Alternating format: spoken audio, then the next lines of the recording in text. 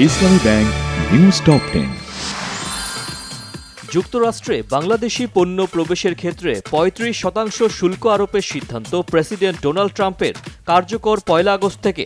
Doctor ইউনূসকে পাঠানো চিঠিতে নতুন শুল্ক আরোপের বিষয়টি জানিয়েছেন ট্রাম্প।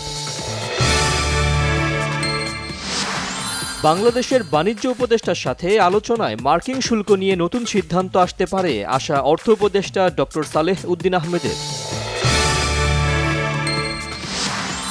প্রশাসনিক স্থবিরতার কারণেই মব কালচারের প্রকোপ বৃদ্ধি পাচ্ছে বলে অভিযোগ করেছেন বিএনপির সিনিয়র যুগ্ম মহাসচিব রুহুল কবির রিজভী।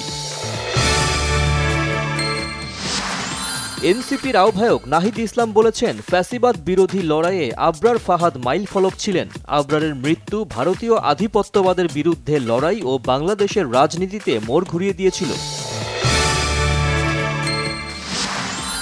জাতীয় পার্টিতে তারা নিজেদের পদে রয়েছেন বলে দাবি করেছেন দলের senior co chairman barrister Anisul Islam Mahmud ও রুহুল আমিন হাওলাদার সহ দলটির বেশ কয়েকজন জ্যেষ্ঠ নেতা।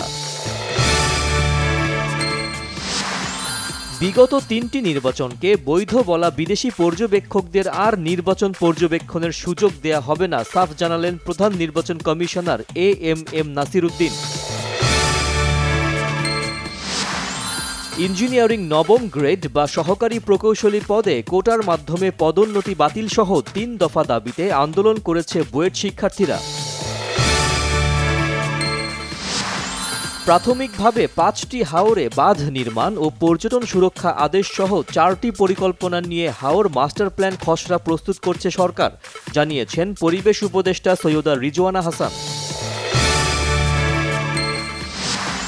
যুক্তরাষ্ট্রের টেক্সাসে বন্যায় মৃতের সংখ্যা বেড়ে ১০০ ছাড়িয়ে গেছে, দুর্ভোগে হাজারো মানুষ। সিরিজ নির্ধারণী তৃতীয় ওয়ানডেতে মুখোমুখি শ্রীলঙ্কা ও বাংলাদেশ। ক্যান্ডির পাল্লাকেল্লেতে টসে জিতে ব্যাটিংয়ে স্বাগতিকরা।